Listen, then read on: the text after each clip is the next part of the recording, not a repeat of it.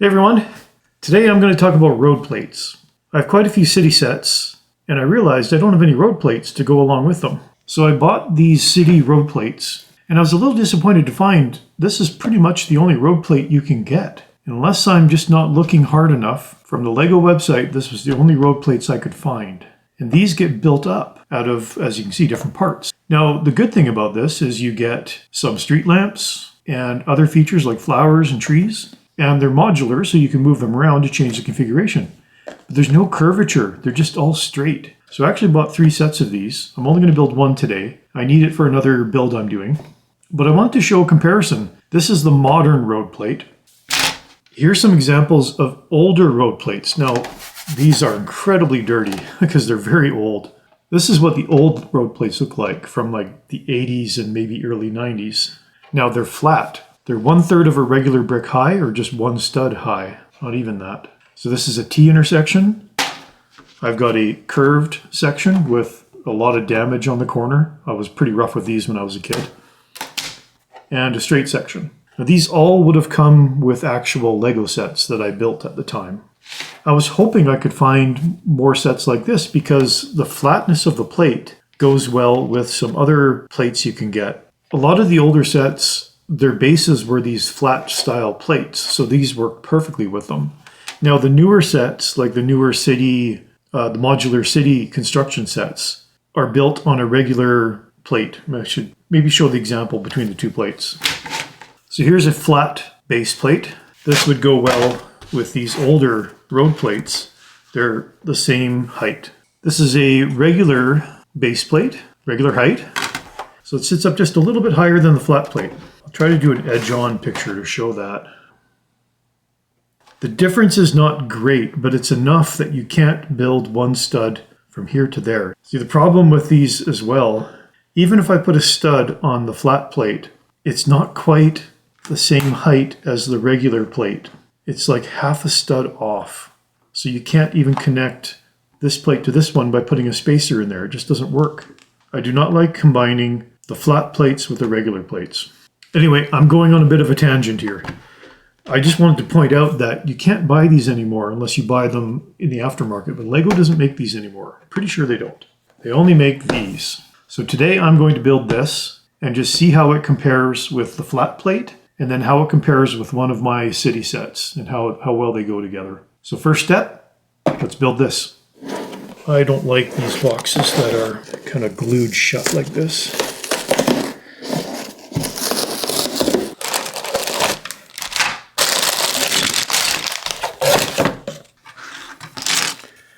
Okay, before I get too far into the build, I just want to demonstrate the thickness of these plate sections. So if I were to grab a regular Lego brick as an example, so again, hard to see, they are about 2/3 of the height. So in this case, hard to put 2 Lego bricks there and then 1 Lego brick there. So at least these are more proportional. You've got, let me say this is 2/3 of the height of a regular brick with indentations that are 1/3 the height. So if you put 2 1/3 height brick sections onto the 1/3 part, you get 1 full height of a brick. Then they line up perfectly. So what that means, with our flat construction plates, again, we run into the problem of them just not lining up. Now this looks like it lines up, but it's ever so slightly off by maybe 1/4 of a height of a brick. So these flat plates are just not compatible with the road plates if you want to connect the elements together, which I don't like. Now with a regular size plate, so you can tell this is meant to be for the regular size plates because this plate is about 1/3 the height of a Lego stud. Perfectly matches with the 1/3 indentation and I can connect them in directly. So these indentations around the corner of these road plates are likely meant so you can connect to other regular size plates. So not really that compatible with older sets or the flat plates. Disappointing. I don't know why they changed to this. I mean, there's more playability with the new plates, but I kind of like the old flat style. And I just realized by doing that example, this brick I think is glow in the dark because it's not quite white. It is. It is glow in the dark. All right, for the actual construction. First thing is to do some of the accessory elements, light posts and signal lights. This is where the glow-in-the-dark brick comes into play. Ooh, nice printed brick. I think this is supposed to be a solar panel. And a flat brick. So this overhangs so this can connect into these indentations in the road plate. There's one street lamp. There are two of these. Set those aside for now. Now two signal lights.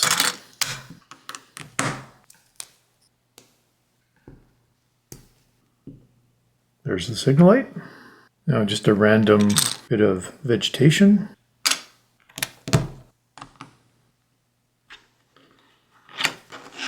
Tree with some flowers.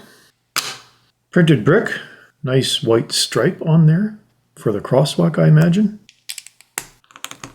And a printed brick crosswalk road sign. And one more assembly, another road sign. This time, it's a speed sign. Now for the road plates themselves. The default arrangement is the T arrangement. I'm going to go ahead and do it, but you can take them apart. So you can assemble them into a straight line like this. You can assemble it into a T. And you can make it into a corner. I really wish they had a curved option. Anyway, we're going to build the T assembly. Get a couple of these out of the way for now. So they just get joined together with these flat bricks into these recesses here. Big printed element, the crosswalk. So you could build this without the crosswalk. This will be with it. It adds an extra, is this exactly half? It's exactly half of the width of a regular tile. So with the crosswalk, it will look like that, and without it, you could do it like that. Now these yellow bricks are being used like speed bumps, which is kind of cool. A little bit of a traffic control right next to the crosswalk. If you wanted to, of course, you could take these out and replace them with just flat tiles. Oh, that's what these bricks are for. They're not for the crosswalk. They're for the dotted line down the middle of the road. Oh, goodness. You know, I was just thinking, how on earth are you going to get these out? Well, thankfully,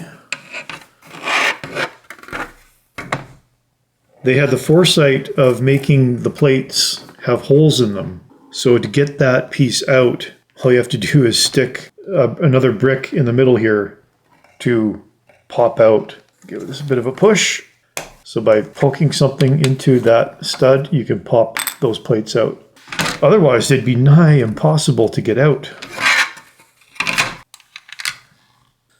So in this case, it does form part of the crosswalk. And then all these other spots just get regular tiles. Now for the ends of the plate, if this was the end of your road, we have these transition plates that will go from the flat surface up to this level here.